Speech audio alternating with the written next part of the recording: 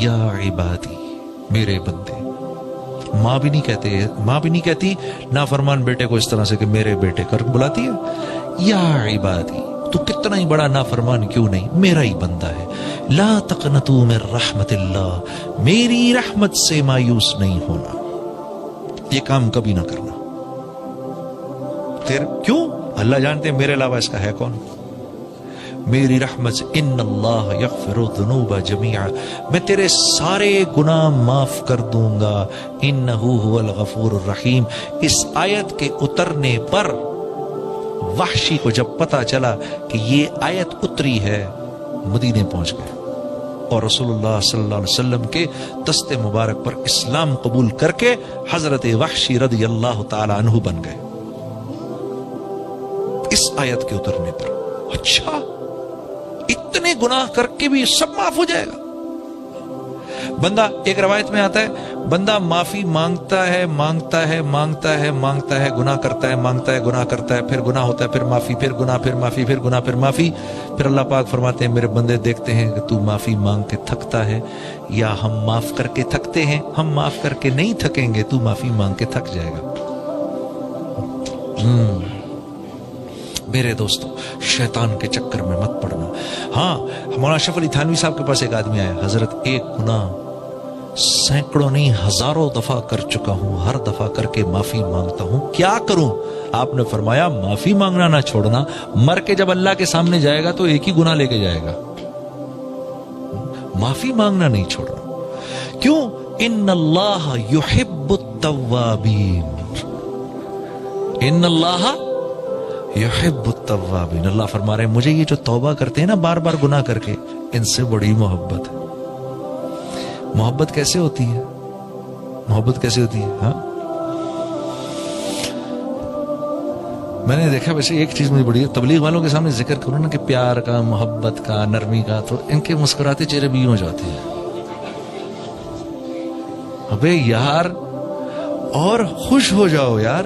ہاں، محبت کی بات ہونے لگی ہے. ہاں، محبت کیا ہوتی ہے؟ یہ مجھے دیکھ کے مسکرا رہا ہے.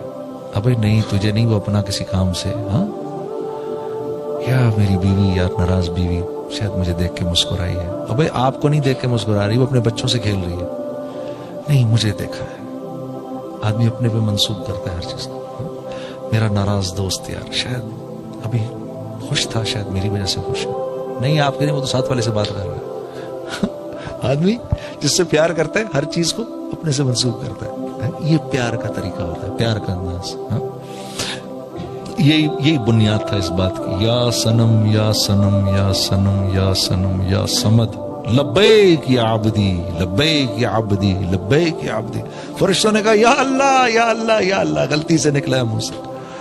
تو اللہ پاک نے کیا فرمایا؟ ہاں، اس کے منہ سے تو غلطی سے نکلا ہے، ہمارے سننے میں تو غلطی نہیں ہے. چلو، اسی بنیاد پر آج سے یہ میرا ہو گیا. ہاں، ان اللہ یحب التوابین. اللہ توبہ کرنے والوں سے پیار بہت کرتے ہیں، بہت زیادہ پیار کرتے ہیں. تو میرے دوستو، ہاں، عبد الرحمن بن ثعلبہ، عبد الرحمن بن ثعلبہ کا واقعہ آپ کو سناتا ہوں. نوجوان صحابی تھے، رسول اللہ صلی اللہ علیہ وسلم کی خدمت میں آیا کرتے تھے. رسول اللہ صلی اللہ علیہ وسلم کی خدمت میں آیا کرتے تھے. عبد الرحمن بن ثعلبہ. تو ایک دفعہ اللہ کے نبی نے کسی کام سے بھیجا. جب کسی کام سے بھیجا تو وہ جب یہ نکلے ہیں باہر تو ہوا چل رہی تھی، تو ایک صحابی کے گھر کے باہر کپڑا پڑا ہوا تھا. تو وہ کپڑا اٹھا تو ان کی نظر پڑی گھر کے اندر. تو وہاں دیکھا کہ صحابیہ کی جو گھر والی تھی وہ نہانے کے بعد اپنے بال سکھا رہی تھی. تو ایک سیکنڈ کے لیے ٹکٹکی بن گئی. ایک سیکنڈ کے لیے ایک دم خیال آیا یہ میں نے کیا کیا. اف، یہ خیال آتے ہی اپنا سر پکڑا اور بھاگ کے مدینے سے باہر جا کے پہاڑوں پہ چڑھ گئے. مدینے کے باہر آتش فشاں پہاڑ تھے ارد گرد. یہ ان پہاڑوں میں جا کے بیٹھ گئے، چھپ گئے. اللہ کے نبی انتظار کر رہے ہیں. عبد الرحمن کو بھیجا، آیا نہیں. پورا دن گزر گیا.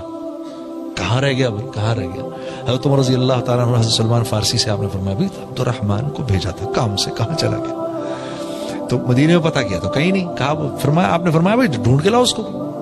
تو یہ حضرات باہر نکلے نا, ایک دن پورا ڈھونڈتے رہے, 2 دن ڈھونڈتے رہے, کوئی پتہ نہیں چلا. پھر ایک بکری چرانے والا مل گیا.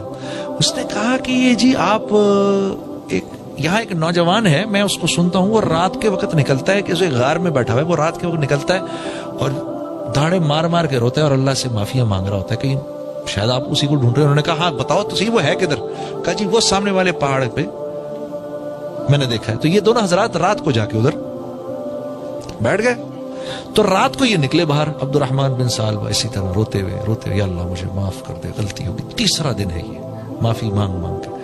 تو ان دونوں حضرات نے پکڑ لیا, ان کو پکڑ کے لے کر آئے اللہ کے نبی کے پاس. فجر کے بعد حاضر کیا, یا رسول اللہ. آپ نے فرمایا کیا ہو گیا؟ کہا یا رسول اللہ بتا نہیں سکتا, ایسا گناہ ہوا ہے. ارے بھائی کیا ہوا, بتاؤ بتاؤ بتاؤ. بہت روتے روتے بتایا. مجھ سے یہ ہو گیا کہ وہ میں بال سکھا رہی تھی, میری نظر تھوڑی دیر کے لیے رہ گئی ادھر. تو آپ نے فرمایا میرے پاس آ جاتے, میں اللہ سے معافی منگوا دیتا. روتے رہے روتے رہے روتے رہے, نہیں اسی حالت میں بیمار ہو گئے. اسی حالت میں بیمار ہو گئے. بیمار ہو کے اللہ کے نبی عیادت کو گئے. اللہ نے جبرائیل کو بھیجا, کہا عبد الرحمن سے یہ کہو, عبد الرحمن کو یہ کہو کہ اللہ رب العزت نے اس کے نامہ اعمال میں دنیا میں جتنے ریت کے ذرے ہیں اتنی نیکیاں لکھ دیں. اس سے کہو اب راضی ہو جائے. اس سے کہو اب راضی ہو جائے, اب ٹھیک ہو جائے. جب عبد الرحمن بن ثعلبہ نے یہ بات سنی تو یہ بات سن کے اتنے زور کی چیخ ماری کہ ان کی روح نکل گئی. ہاں تو اتنا کریم ہے اللہ. ہاں جتنے ریت کے ذرے وہ لکھ دی. میرے بندے سے کہو چلو غلطی ہوئی, معاف کیا. غلطی ہو گئی, غلطی ہونا انسانیت, انسان ہونا, غلطی ہونا اور غلطی ہونا یہ ہمارے اس بات کی نشانی ہے کہ ہم انسان ہیں. اس پر معافی مانگنا یہ بندگی کی بنیاد ہے کہ اللہ پاک فرشتوں سے کہتے ہیں اس کو پتہ ہے یہ مجھے رب جانتا ہے, اس کو پتہ ہے یہ مجھے رب جانتا ہے. حضرت شبلی رحم اللہ حالت کشف میں بیٹھے ہوئے,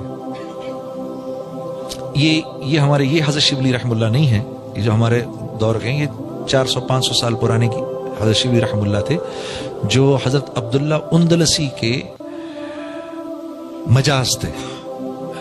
پرانے بزرگ کی بات کر رہا ہوں.